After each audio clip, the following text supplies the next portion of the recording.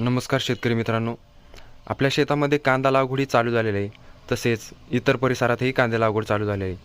तर त्यामध्ये आपण 20 ते 25 दिवसाचे झाल्यानंतर आपण तणनाशक मारत असतो.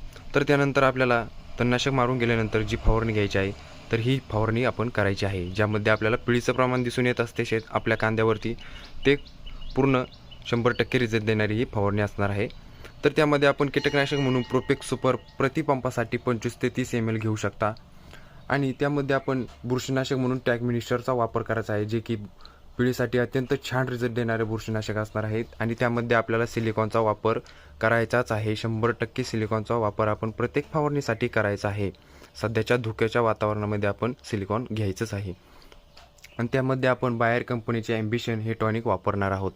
तर मित्रांनो, अगदी 100% रिझल्ट देणारी ही फवारणी असणार आहे. अत्यंत छान रिझल्ट देणारी ही पहिली फवारणी आपण घेऊ शकता.